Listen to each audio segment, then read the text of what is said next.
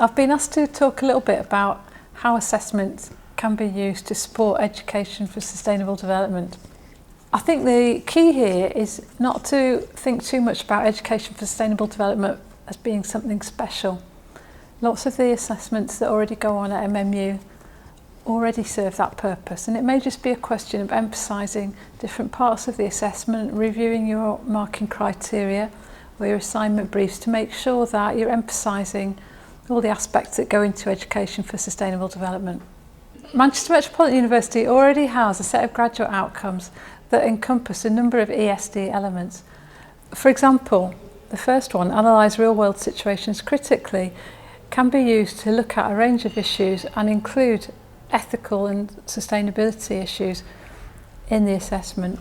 Similarly, we have demonstrate professionalism and ethical awareness, which again can be adapted to look at a range of ESD issues. The assessment life cycle goes from specifying the assignment, which we do every 6 years when we write new unit specifications and programme specifications, through a variety of processes until we get to reflection on the assignment and then considering whether we want to change the specification or not for a future cohort.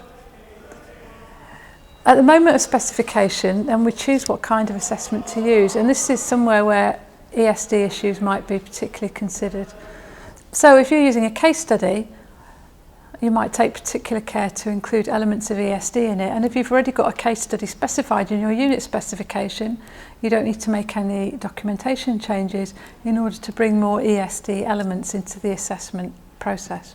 Another example might be the use of biography. You might want to look in your own discipline at how a particular person has implemented education for sustainable development or sustainable development generally, and that could be incorporated into the assignment fairly readily without too much extra work.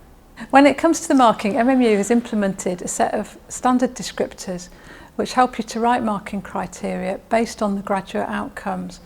So if you tie that together with thinking about which of the graduate outcomes incorporate ESD, then you can adapt the marking criteria for your own assignment to make sure that you're covering those things.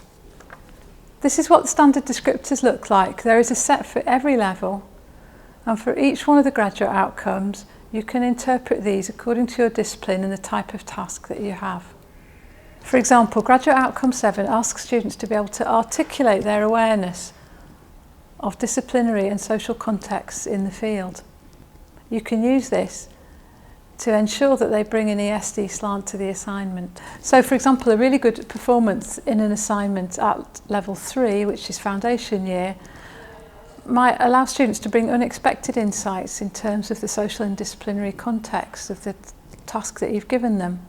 With any kind of assessment innovation, I think the real key to it is to make sure that you integrate your thinking about this new element into all parts of the assessment planning. So it's clear in the assignment brief to students that you're expecting some focus on ESD. And when it comes to giving feedback, then you're ensuring that the values of ESD are clearly articulated in the feedback as well.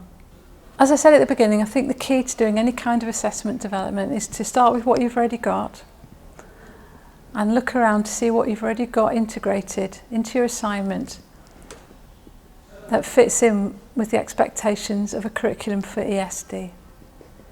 You're probably already doing quite a lot of this with your students, and it might just be a matter of bringing an emphasis to different parts of it as part of the assignment planning without compromising in any way what your expectations are in terms of your discipline and your academic standards.